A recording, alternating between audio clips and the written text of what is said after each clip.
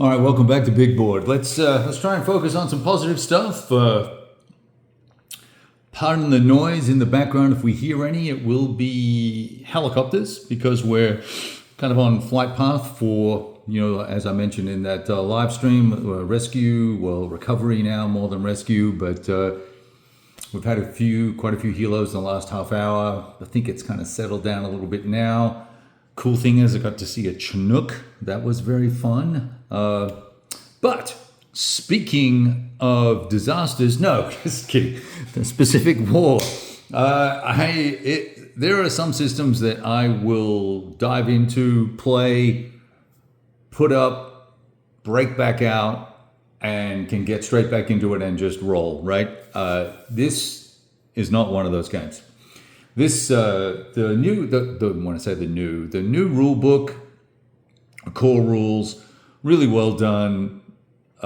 Things are not necessarily where I would think they would be, but they're close enough that finding things is easier because it's a fantastic index, and thank God for that. And much, much easier to play and use than the original version, which was restatement to exhaustion type of thing, just because that was the days prior to the internet.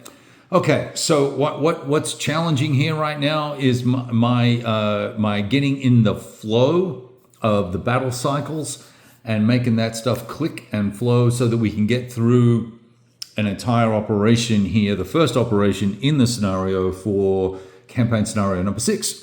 Now this is going to be a long video, and you can probably see that by the time marker when you clicked on this. So sit down, relax, grab a beer or water or whatever it is you drink, and let's have a chat about this, the gameplay per se, and my horrible strategy and my many do-overs for the Japanese as I try and work out what to do for them.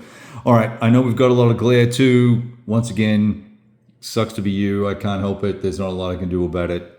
So let's do this. Let's look at the campaign scenario overview, and then let's move straight to the gameplay.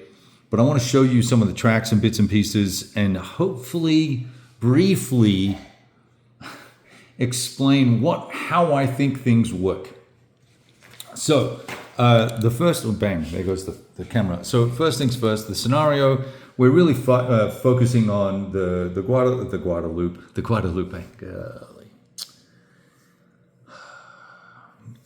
Guadalcanal landings, and then the need to capture one of these other towns in New Guinea. I think it's called Buna, is the one that we need to capture. And that's kind of the essence of it.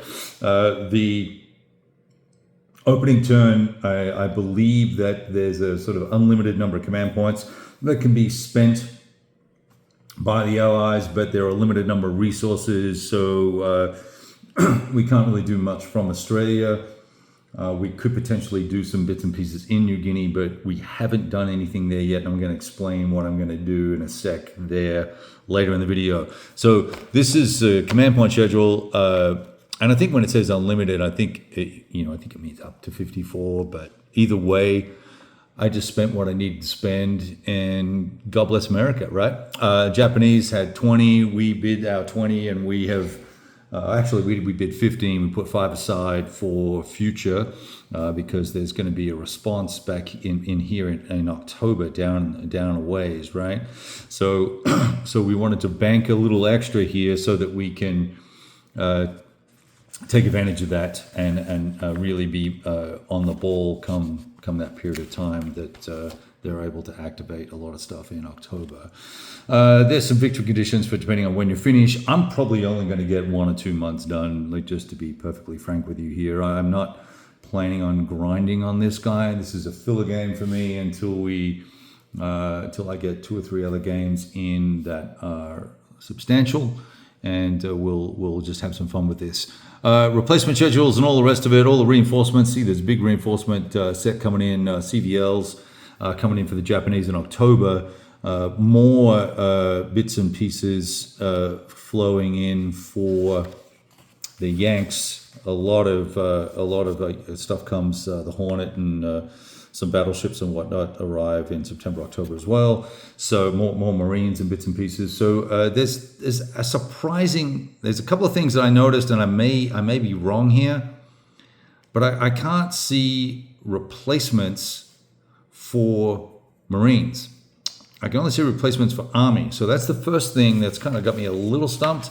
That's one of the reasons why I paused the other day, because I was trying to work out how aggressive I could be with losses, and I don't think I can be very aggressive with my 1st Marine Division. Where did they go? This guy. He is a 14 steps, right? So don't lose all those guys. Unfortunately, he came 3 shy with 11 and took another 4 taking Guadalcanal. So very high loss ratio. I posted a note about that. Almost double the historical losses and almost the equivalent of the entire 6-month campaign was inflicted on the Marines in the opening session. So we'll get to all this stuff and all these little marks on the map here in a second. I want to show you this. So there's a phase track here, right? It goes right. You track all this nonsense. Depending if you're doing a scenario, well, that might be the strategic. It's a strategic game or a campaign game, as the case may be. And then once you get down here, this is where the juice is in the game. The battle cycles. I'm using these as battle cycle 1, 2, and 3. Right, we're on. We've actually finished the 3rd one, and I'm back starting the 4th battle cycle. Basically 2 days elapsed for each one. You have this naval movement track, which matters prior to the battle cycles occurring. You're going to move this along, and every time you hit a gray box, when you've done your movement for a set of units, you're going to move it along the day track. Day 1, 2, 3, 4, you can see all that there. Hopefully, we're on day 11 right now. And our op end, I think, is 28. I'm not sure whether I bought 28 or 21 now. I'll have to double check that. I don't think that's right. All right, so what are we doing? What's the game plan? Well, first thing I wanted to do, let's see if I go this way. We can zoom in a bit and get off the glare. As the Allies, or the US, the first thing I wanted to do is to move Task Force 1 and 2, which basically comprise the Enterprise and where's my guy? Where's my ship gone? The Wasp in 1, and then the Long Island and the Saratoga in another. The wind knocked over some chaps. Stand by while I put them back where they belong. All right, which you can see over here. You can see these. Task Force 1, Task Force 2, you've obviously got screening and core sections because, it's naval stuff. And we tracked out from here, and we got to, I think about here. Oh, that's right. We actually got to here on the battle cycle. Sorry, prior to the battle cycle starting, because the US got spotted. And this is the Task Force 2 that had the APD and the amphibious landing unit, and you can see that's a really bad place to get stopped because you've got to stop movement then, right? When you get spotted.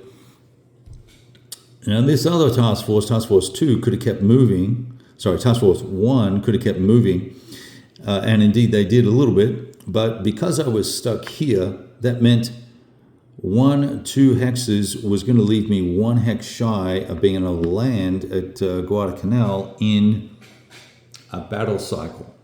And I wanted to be able to do that in the first cycle, but instead I had to move adjacent, get spotted again, run the risk of some sort of air response from the Japanese, which really didn't eventuate because the Task Force 1 was proactive and basically annihilated the air defenses and bombed the crap out of the base and put pate and broke 2 of the engineering units as well. So really put the hurt on them. So it wasn't a problem that I ended up having to spend 2 cycles, but it did take up more time. So we've got to do all the things we need to do here on Guadalcanal. We went through all the little battles that had to happen here. It took 2 rounds of combat in 2 cycles to get through and knock out the Japanese. The good news is the Japanese forces are all one-steppers, basically. You've got 1-step SNLF and 1-step engineer, but with very high ranking, so they're very hard to break. There's only a 20% chance of breaking them, which is basically a suppression, no attack, no movement. And then the engineers, of course, they're easy to break because they have 7 chances in 10 of breaking. So it took some time. We picked this off finally. As I mentioned, lost 3 or maybe I said 4 steps here to capture it. And I think we get to just convert it immediately to a base. I may have to do repairs on that as well. That's something I've made a note on that I need to double check. And so then I started moving Task Force 2 down the road, thinking, okay, well, let's move down here and engage some of these forces here, assuming we don't know what's going on, right? Assuming that we don't know what the enemy strength is and where all their forces are. Now, we do know because we can read the setup instructions. So we know that, there's nothing super fancy here, but there is a lot of not super fancy stuff. And I didn't really want to put scarce assets at risk, particularly given that I needed to protect Guadalcanal. Now, one thing I did do that I double checked, and I'm pretty sure it's accurate, that I air ferried ground air into here. I moved 2, we'll call them squadrons, 2 units of L1 strength or capability, which is the second best, L2 is the best, fighters in, and some torpedo bombers in as well. And that is to strengthen the units that are there. And I think that's actually it that's there. Let's see, what else have I got? 16. Oh yeah, I've got the engineers and the Marines, first Marine. Now, I also, after I'd landed these guys, I pulled a task force. I made a 4th task force and took a cruiser and the amphibious unit and started heading back towards, is it New Caledonia? Is that what they call it? New Caledonia down here in Noumea. To pick up some more guys, and then of course realized that this is a 2-step. Well, it's actually a 1-step unit because it's got a loss on it. That's like the special forces guys, right? I left them behind. They're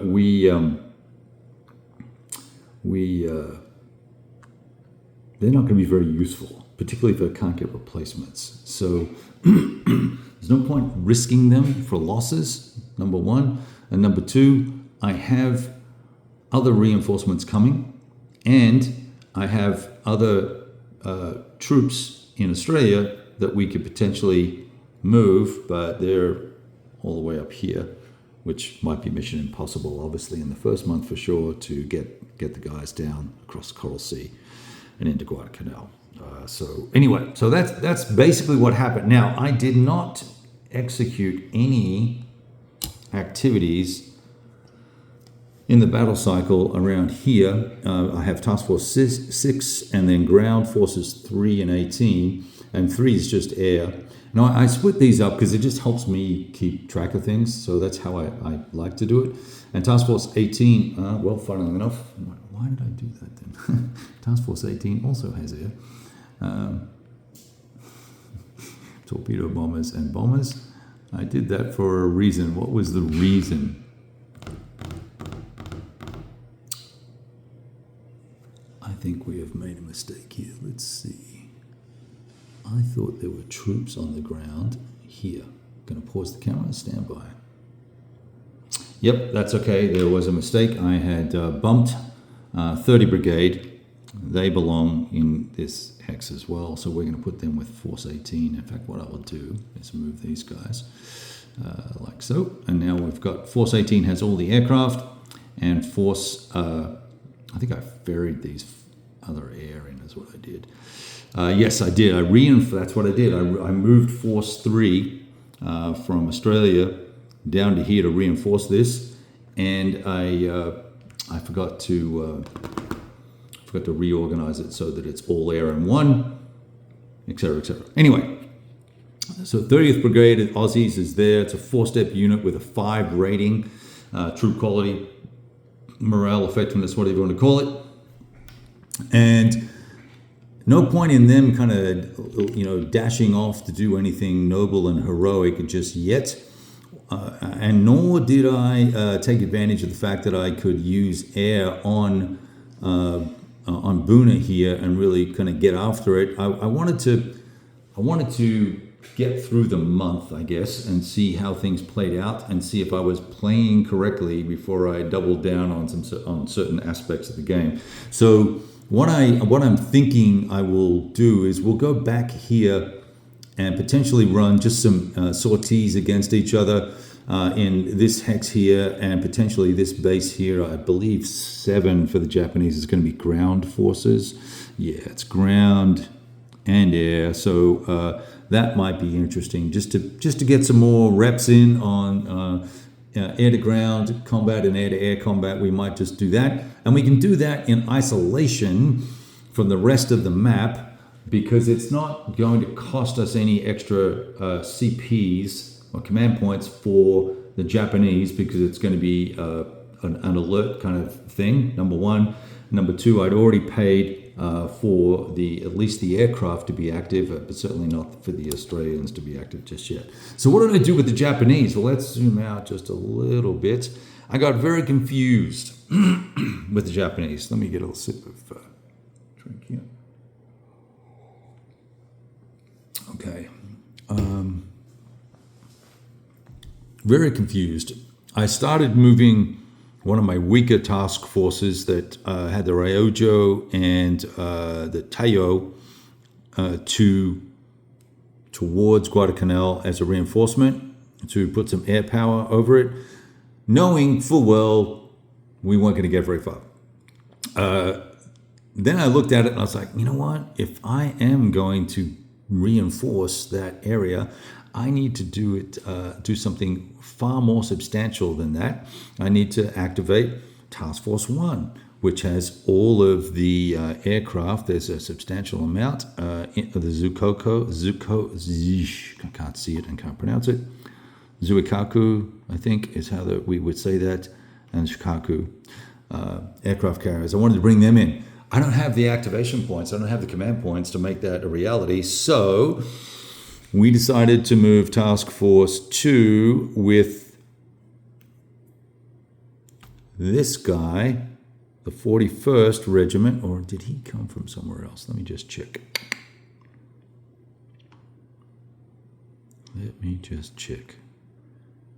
Yeah, that's right. 41st Regiment. I wanted to get this guy going and moving towards the islands here so that we can potentially intervene somewhere and then potentially re-invade the Guadalcanal island. Now, and then this is going to bring up a strategy thing, which I think is worth us having a conversation about because I don't know what the hell I'm doing. I also, with Task Force 4, I went ahead and picked up I had the door open. It looks like it's blown my air around a little bit. They will have to get sorted out. Task Force 4 came up here, and from here, instead of heading towards Guadalcanal, which is how I had originally done it, I was going to move a unit from here. That was in Group 1. I was going to move one of these one-step regiments. Not going to be very useful, right? So I actually went and picked up a task force, a unit from Ground Force 6. Is that 6? Yes. And you know what? I think that was actually the 41st. I picked this up from Buna, leaving one behind to keep Buna protected. And yeah, stuff has been bumped here. Stand by again. Dang it. Yes. My apologies. I have got these swapped around. No, I don't, actually. Mutsuku set up in this hex here, which is Rabu, and along with the Tenaru and Yubari and the Takao, they all set up here. They sailed up to here with this APD, picked up the 41st, and they are midway into sailing back down towards here with the view that they will link up with the second task force, which is now technically, yes, that's what I've done. The second task force that has the Ryujo and the Taiyo. So how's that for being confusing? Sorry about that, gang. So I couldn't activate the larger force, right? I couldn't activate this large force with all of the marine assets and so when I say marine, a marine air force, naval air force assets. I couldn't activate them because I didn't have enough command points.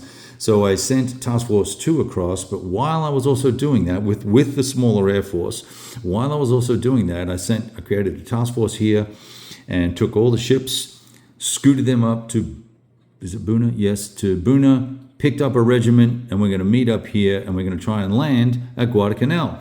Now, here's where I sat down, and I was like, hang on a second, that was really difficult for the Americans, for the Marines, to affect that landing with an 814 Marine unit, this guy, right? It was very difficult for us to make that landing and be effective and knock out the bad guys. And those bad guys only had basically 3 steps between them, right? So I was like, well, how is a 3-step unit, and where is he? This guy. How is that guy going to take that guy on, right? That Marine unit on. And when we look at the combat charts, we can see that this might be a little bit of a fool's errand trying to reinforce Guadalcanal. We might be better off doing something different. And so here we go. We look at troop quality of, and I'm doing this all on the fly with you, right? I had looked at this yesterday, actually, and I am now revisiting it, but I have not done the numbers in detail. So Defender Trooper Quality 8 versus a 6. That means we're going to be on the 8 table. You can see that there. So we're going to be on the 8 table. So we're going to be on the 8 table here. We're automatically going to, or it's going to be even worse than that, actually, because it's not going to be a 6. It's going to be a 3 because we're doing an amphibious landing. So attacker quality, it's going to be, I'm on the 5 table. I'm right here at the lowest possible table you can get. Ooh, boo, right? Like boo, boo, boo, bad. So, okay, are there any DRMs that are going to help us? Well, actually, no, because odds, I'm at 0.25, basically, because it's going to be, that's a 7 there, plus the 1 or 2 for the engineers. I don't know how many it has. Let me just see. Can I see without breaking anything? No, it's got 1. So it'll be 8. 8 to 3 is 1 to 2. So it'll be somewhere in this range here. It's going to be a +1 on the die roll. Let's roll the die and just see what will happen. Oh, well. Okay, I rolled a 0. So it's going to be a 1. We are attacking with, what did I say? 3. So I would take 1 loss, right? I would take 1 loss. The enemy would take no losses. And fortunately, I would not have to do a retreat. So now I'm down to 2 steps. And it's just and keep in mind, so it's hard for the amphibious landing, right?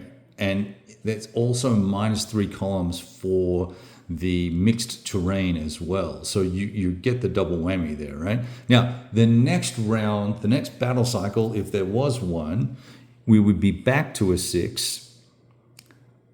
And so that would then put us, let's see, 6.